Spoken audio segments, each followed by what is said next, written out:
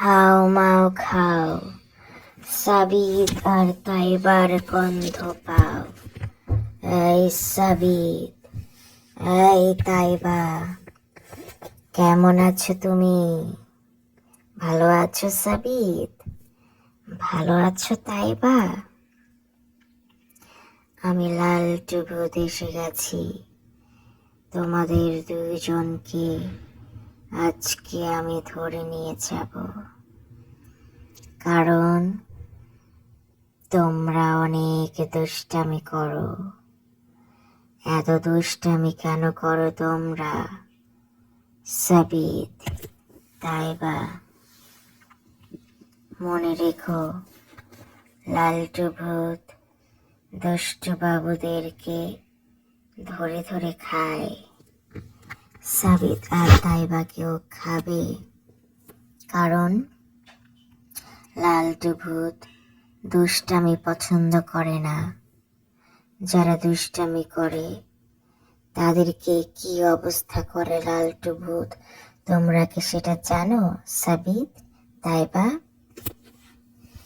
লালটু ভূত তোমাদের বাড়িতে এসে উড়ে উড়ে তোমাদেরকে দেখবে তোমরা কি করো, তারপর সুন্দর করে তোমাদেরকে সুযোগ মতো তোমরা যখন ঘুমাবে তখন ধরে নিয়ে যাবে। সাবিত, তাইবা,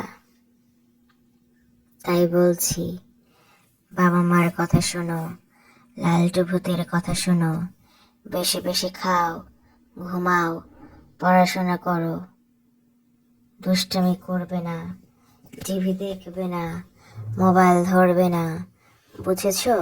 সাবিত, তাইবা, বেশি বেশি চকলেটও খাবে না।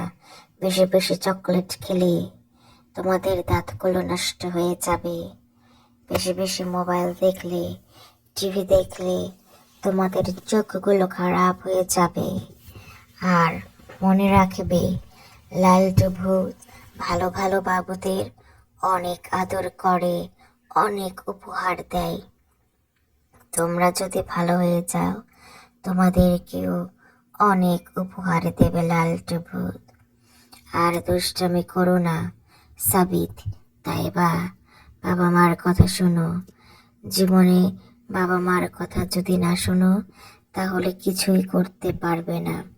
তাই বলছি, বাবা মার কথা শোনো, বাবা মাকে ভালোবাসো সাবিত, তাইবা, তাহলে লালটু ভূত তোমাদেরকে ভালোবাসবে সাবিত, তাইবা।